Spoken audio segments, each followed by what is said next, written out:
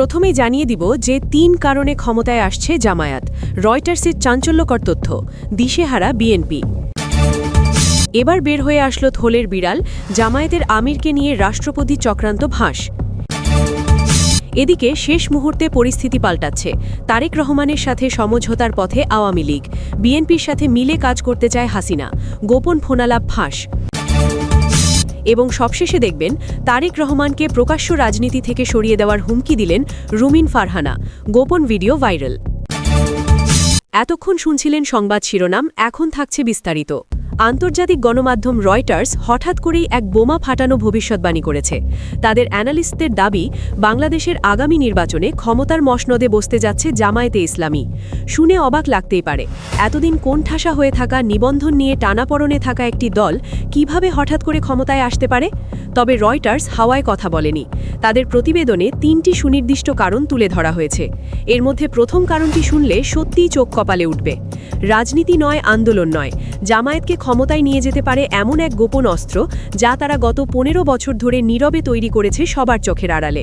কি সেই অস্ত্র? কেন পশ্চিমা বিশ্ব এখন জামায়াতকে নিয়ে নতুন করে হিসেব কষছে? চলুন রয়টার্সের সেই চাঞ্চল্যকর রিপোর্টটি বিশ্লেষণ করা যাক। শুরুতেই একটি দৃশ্য কল্পনা করুন। ঢাকার করাইল বস্তিতে ভয়াবহ অগ্নিকাণ্ডের পর সর্বস্ব হারিয়ে মানুষ যখন আহাজারি করছিল, তখন সরকারের ত্রাণ কিংবা দমকল বাহিনী পৌঁছানোর আগেই সেখানে হাজির হয় একদল মানুষ।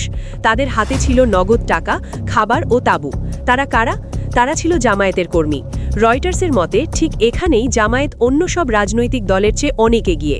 বিএনপি বা আওয়ামী লীগের রাজনীতি যখন রাজপথের স্লোগান আর টিভি টকশোতেই সীমাবদ্ধ, তখন জামায়াত বেছে নিয়েছে ভিন্ন পথ। রয়টার্সের বিশ্লেষণে দেখা যায়, জামায়াতের ক্ষমতায় আসার পেছনে সবচেয়ে বড় কারণ তাদের বিস্তৃত ও অভাবনীয় জনকল্যাণমূলক নেটওয়ার্ক। বিষয়টি একটু গভীরে গিয়ে বোঝা যাক। রাজনীতিতে একটি প্রচলিত কথা আছে, পেটে খেলে পিঠে সয়। জামায়াত এই তত্ত্বকেই তাদের রাজনীতির মূল মন্ত্র হিসেবে গ্রহণ করেছে। গত ১.৫ দশক ধরে তারা রাষ্ট্র ক্ষমতার বাইরে থাকলেও বসে থাকেননি, বরং তারা গড়ে তুলেছে একটি সমান্তরাল অর্থনীতি ও সেবা খাত, যা সরাসরি কোটি কোটি মানুষের জীবনের সঙ্গে যুক্ত। বাংলাদেশের ব্যাংকিং খাতের দিকে তাকালেই ইসলামী ব্যাংক বাংলাদেশ লিমিটেডের নাম সামনে আসে।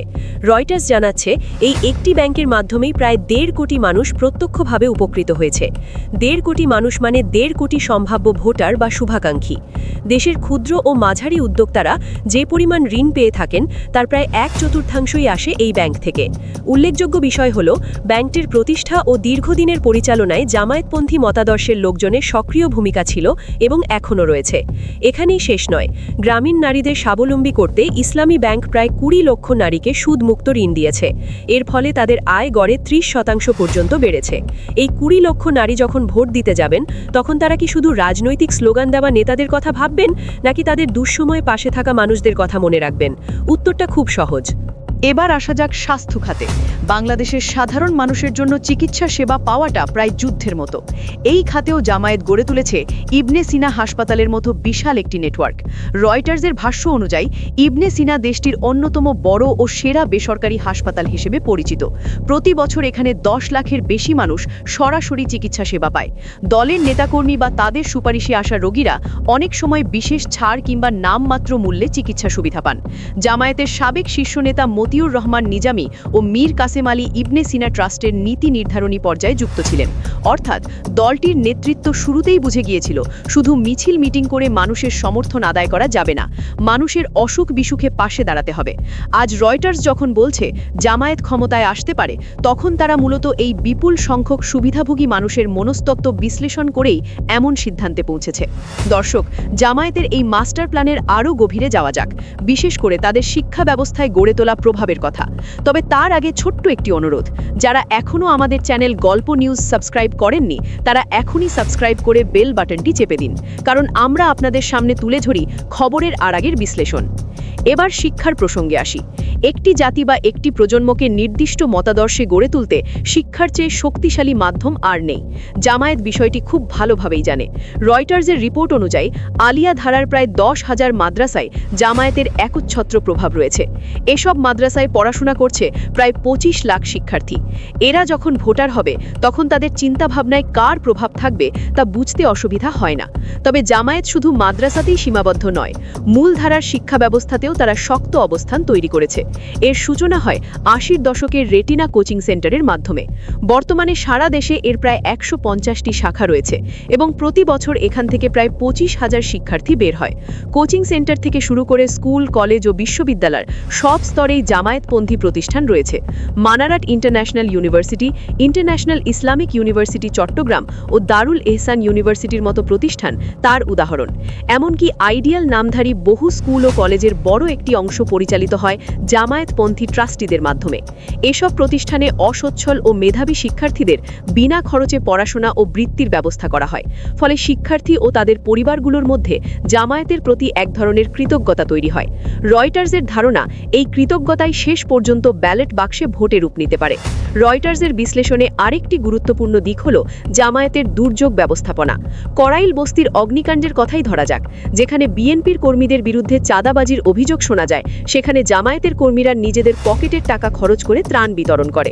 বন্যা, শীত কিংবা অগ্নিকাণ্ড, যে কোনো দুর্যোগে সবার আগে ক্ষতিগ্রস্ত এলাকায় জামায়াতের উপস্থিতি চোখে পড়ে। এই তাৎক্ষণিক সাড়া সাধারণ মানুষের মনে গভীর ছাপ ফেলে। যখন বড় রাজনৈতিক দলগুলো ক্ষমতার সমীকরণ নিয়ে ব্যস্ত থাকে, তখন জামায়াত মাঠ পর্যায়ে মানুষের আস্থা অর্জনে মনোযোগ দেয়। ২০০১ থেকে ২০০৬ সাল পর্যন্ত তারা বিএনপির সঙ্গে জোটবদ্ধ হয়ে সরকারে ছিল। এরপর দীর্ঘ সময় ক্ষমতার বাইরে থাকলেও সারা দেশে জালের মতো নিজেদের প্রতিষ্ঠান বিস্তার করেছে। কৃষি থেকে শুরু করে মহাকাশ বিজ্ঞান, প্রায় সব খাতেই তারা দক্ষ জনবল তৈরি করেছে। রয়টার্সের প্রতিবেদনে বলা হয়েছে, এই জনকল্যাণমূলক কর্মকাণ্ডের মাধ্যমে জামায়াত শুধু মানুষের মন জয় করেনি, বরং একটি শক্তিশালী নেটওয়ার্ক গড়ে তুলেছে, যা কার্যত তাদের ভোট ব্যাংকে পরিণত হয়েছে।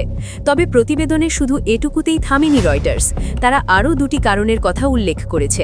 দ্বিতীয় কারণটি হল জামায়াতের দুর্নীতিমুক্ত ভাবমূর্তি। বাংলাদেশের প্রেক্ষাপটে রাজনৈতিক নেতা মানেই দুর্নীতির সঙ্গে জড়িত এমন ধারণা বহু মানুষের মনে গেঁথে আছে। কিন্তু রয়টার্সের মতে, জামায়াত নেতাদের ব্যক্তিগত সততা ও তুলনামূলকভাবে দুর্নীতিমুক্ত ইমেজ তাদের আলাদা করে তুলে ধরে।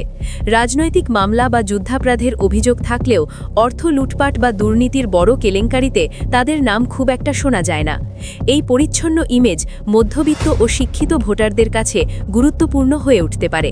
তৃতীয় কারণ হিসেবে উঠে এসেছে তরুণদের মনোভাব বোঝার সক্ষমতা। রয়টার্স বলছে, জামায়াত জানে তরুণরা কি চায়। আধুনিক শিক্ষা প্রতিষ্ঠান, প্রযুক্তি নির্ভর শিক্ষা ও কর্মসংস্থান সৃষ্টির উদ্যোগের মাধ্যমে তারা তরুণ সমাজকে আকৃষ্ট করছে।